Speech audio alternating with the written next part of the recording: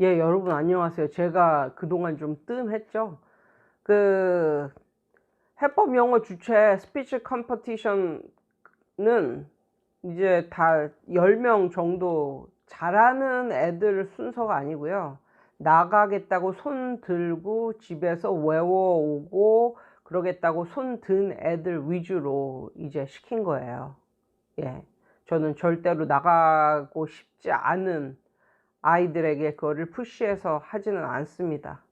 그래서 아무튼 뭐 애들이 좀 열심히 많이 너무너무 많이 부족하지만 그래도 생애 처음 나가는 스피치, 영어 스피치 대회라고 나름대로 그래도 준비를 해 줘서 저는 많이 부족한 애들이지만 그래도 나름대로 뿌듯하게 생각을 하고 있고요.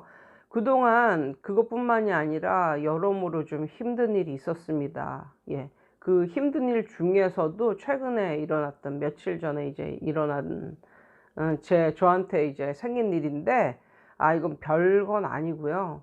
그동안 제가 20년 가까이 키워왔던 애완견인 똘똘이가 무지개 다리를 건너서 갔습니다. 불과 이제 이게 며칠 전 일인데요. 똘똘이는 우리 집에 2002년도에 엄마가 가지고 이제 데리고 오셨어요. 그때 생후 60일인가 뭐 이 정도 지난 애를 데리고 우리 집에 데리고 오셨어요. 그래서 얘는 뭐냐고 그랬더니 저희 엄마의 동네 뭐 아는 그 분의 며느리가 아기를 낳는데, 그때 그 집에서 어 그때 그 집에 개가 있었나 봐요. 근데 그 개가 이제 새끼를 낳은 거죠. 새끼를 낳는데 그 새끼들을 한 마리씩 이제 분양을 한 거였어요.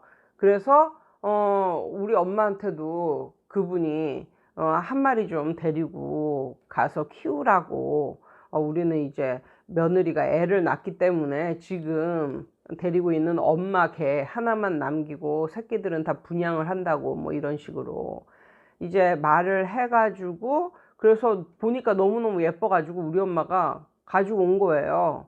예. 그래서 그때서부터 저희 집에서 그 똘똘이를 이제 키우기 시작한 거죠. 그래서 똘똘이하고 2002년도 하면 한일 월드컵 때거든요. 그때 뭐 붉은 악마 옷 입고 뭐 이러면서 같이 응원도 하고 뭐 그런 기억이 있습니다. 예. 그때 태어난 강아지인데 지금 이제 2020년이잖아요. 그러니까 2002년에 태어났는데 2020년. 그러니까 굉장히 오래 살았죠.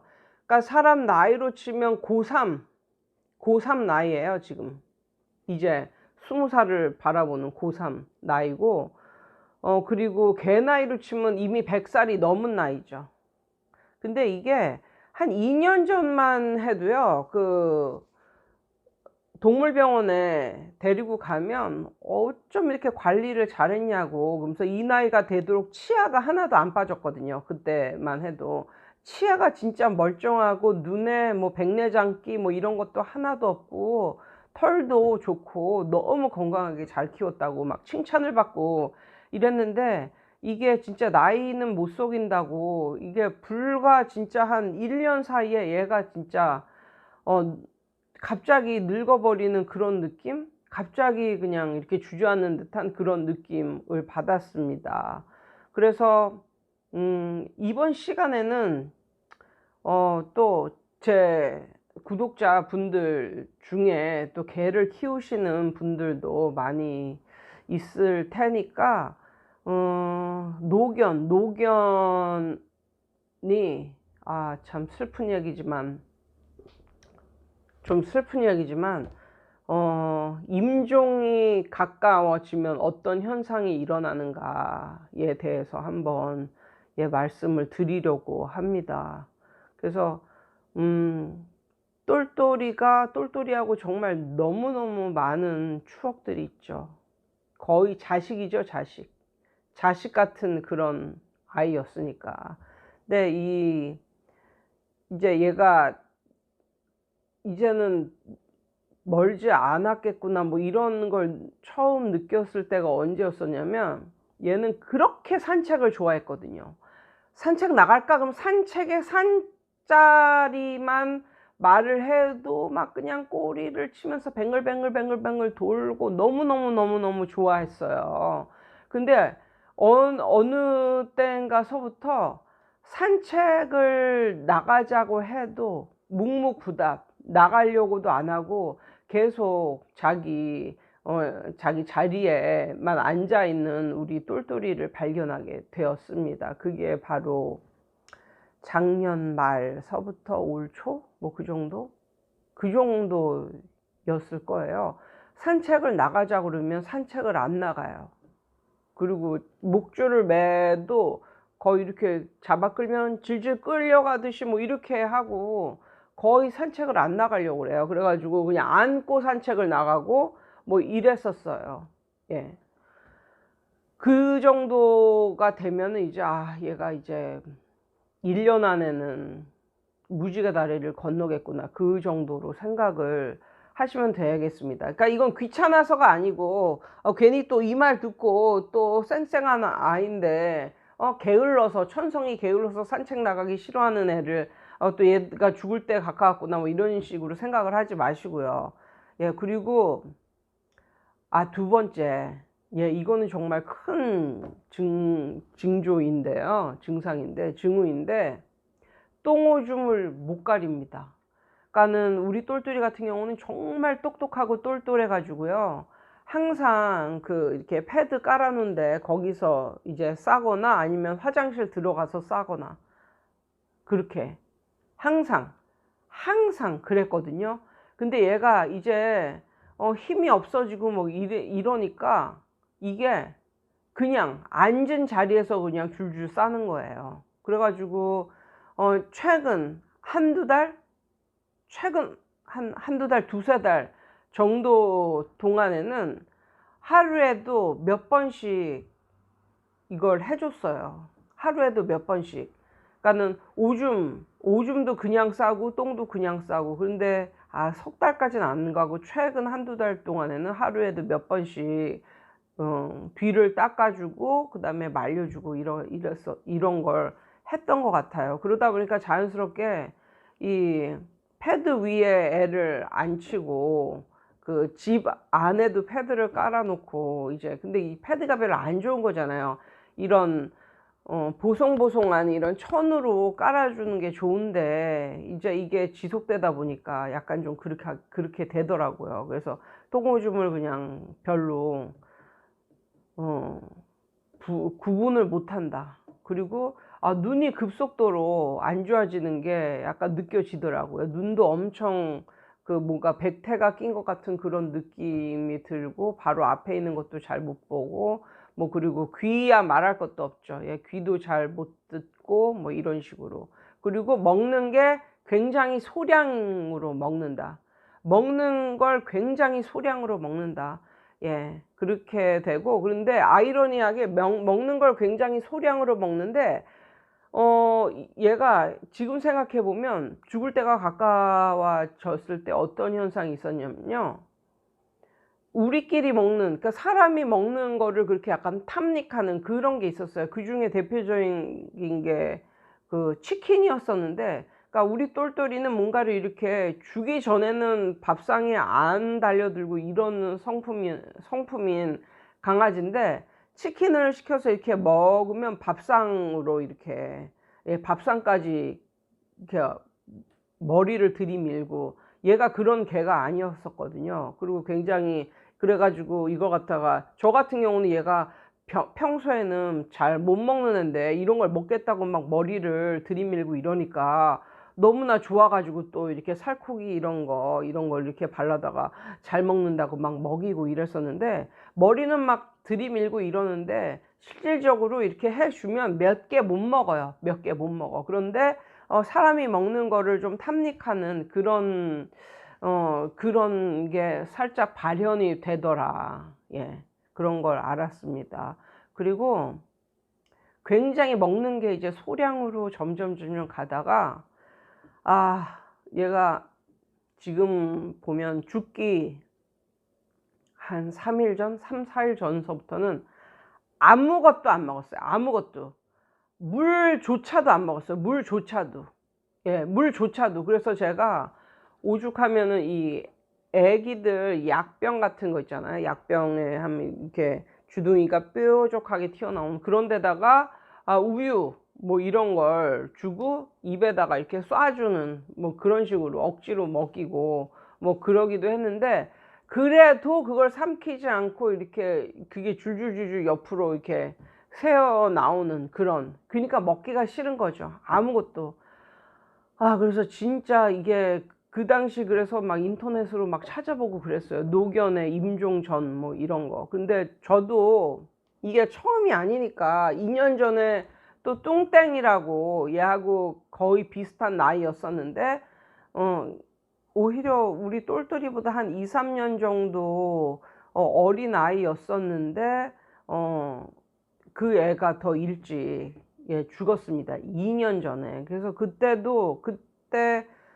또 굉장히 마음이 안 좋고, 또 그 친구 같은 경우는 한 3, 4일 정도 크게 약간 앓고 간 케이스였기 때문에 그게 너무너무 정신적으로 너무너무 큰 고통이더라고요. 그걸 보는 그런 게. 그래서 똘똘이만큼은 앓다가지 않게 해달라고, 죽지 않게 해달라고 기도를 드린 게 아니라, 이게 이미 개 나이로 치면 100살이 넘은 시점이니까 이거는 죽는 거는 자명한 건데, 제발 앓지 말고 그냥 아주 평안한 상태에서 그냥 가게 해달라고 그렇게 기도를 드렸었거든요. 그래서 근데 또 그동안 또 까먹었으니까 임종 전에 어떤 현상이 일어나나 막 네이버를 쳐보기도 하고. 그런데 지금 제가 말한 그런 현상이 진짜 일어나더라고요. 그래서 한 3일 정도 전에는 아무것도 안 먹고 그렇게 하겠다, 진짜 가는구나 뭐 이런 식으로 하는데, 마지막 날에 그러니까 죽기 전 마지막 날에 얘가 조금씩 앓는 소리를 내더라고요. 그래서 얘가 진짜 가겠구나 뭐 이러는데, 그때도 기도를 했어요. 얘가 이게 길게 가지 않게 해달라고. 근데 이제 걔를 앉혀놓고 이렇게 가쁜 숨을 몰아쉬며 이렇게 했는데, 이렇게 쓰다듬어 주고 이제 이랬거든요. 그러니까 저는 그 당시에는 얘를 살려달라고 기도하는 게 아니라, 이거는 뭐 모든 생명체는 다 죽는 거는 자명한 이치니까 아주 평안한 상태에서 그냥 한 번에 그냥 이렇게 고통 없이 그냥 가게 해달라고, 그런 식으로 기도를 마음속으로 그렇게 드렸었던 것 같은데, 그래가지고 이제 마지막에 그게 이제 오후였을 거예요.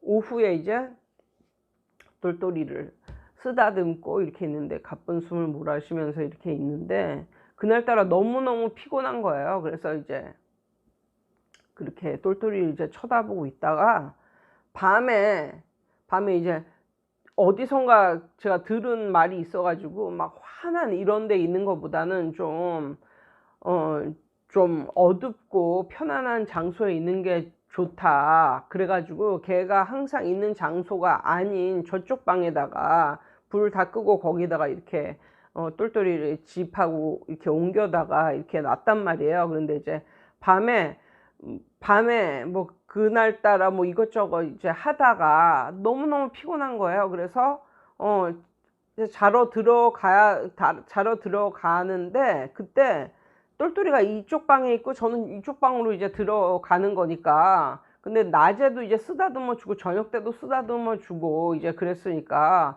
근데 왠지 모르게 그날 밤이 마지막 밤일 것 같은 그런 느낌이 드는 거예요. 그런데 이런 느낌이 듦과 동시에 나 지금 너무 피곤하다.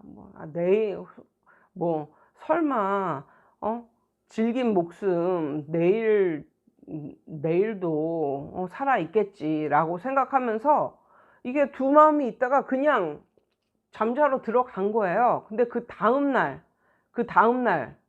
아침에 똘똘이가 죽어 있는 것을 발견했습니다. 그런데 똘똘이가, 감사한 것은 똘똘이가 딱 하루 정도만 앓았어요. 근데 앓은 것도, 우리 똘똘이는 약간 겁도 많고 뭐랄까 이런